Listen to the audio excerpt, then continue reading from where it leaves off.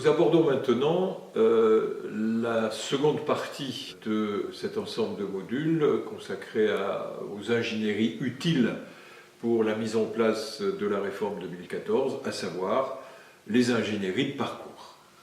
Parcours de formation, parcours de professionnalisation, mais aussi parcours d'expérience. Avant d'aller plus loin, il me paraît important de présenter de manière assez précise la notion de parcours.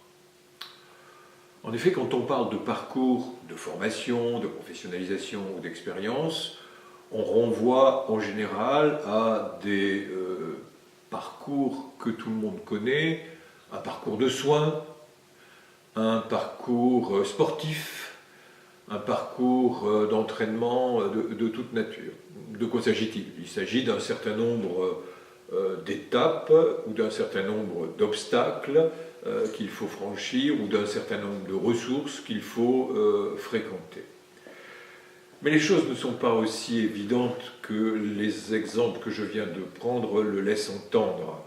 La notion de parcours s'inscrit dans une série.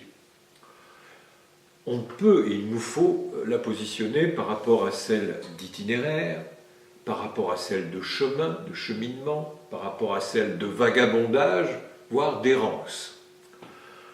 Il s'agit toujours d'un avancement vers quelque chose.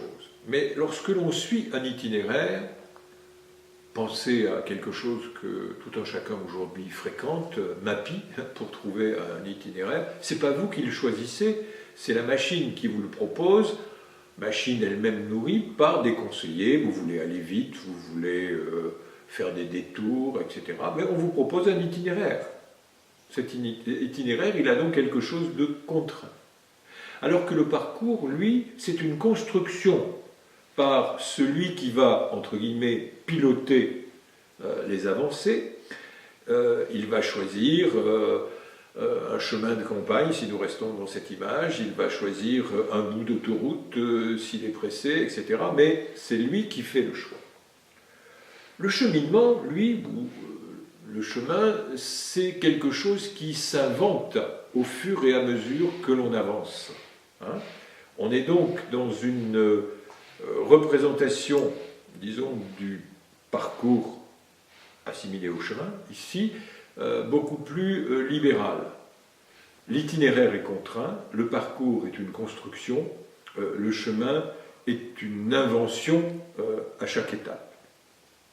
Mais il ne faut pas oublier, ni même mépriser, ce que certains appellent le vagabondage, c'est-à-dire qu'il n'y a même pas d'intention finale, il y a un mouvement dans un espace donné qui se fait, disons, sur des principes qui sont plutôt de nature esthétique ou de nature liée au plaisir.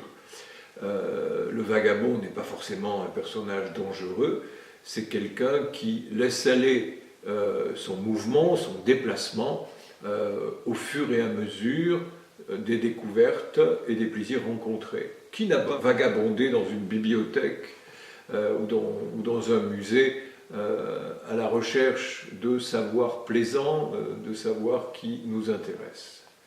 Itinérance, parcours, chemin, chemin vagabond, tout cela renvoie à une idée de carte. La carte est plus ou moins précise selon le choix que l'on fait. L'important pour le parcours, c'est qu'il est construit soit par la personne intéressée, soit par ses conseillers. Et cela nous ramène un peu brutalement, mais c'est une brutalité aimable, vers les innovations que nous apporte la réforme 2014.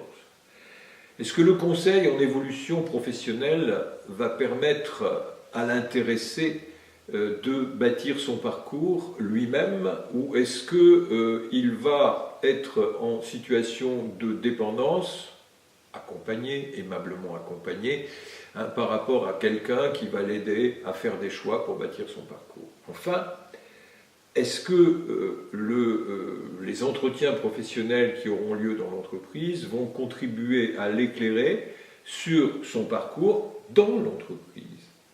Vous voyez, nous avons donc là deux dispositifs, l'un qui permet d'éclairer le parcours dans l'entreprise si effectivement on a affaire à un salarié, l'autre qui va éclairer les possibles, les possibles évolutions de la personne ou des métiers ou de ce qui se passe dans la région où la personne est employée et où elle a des initiatives non salariées.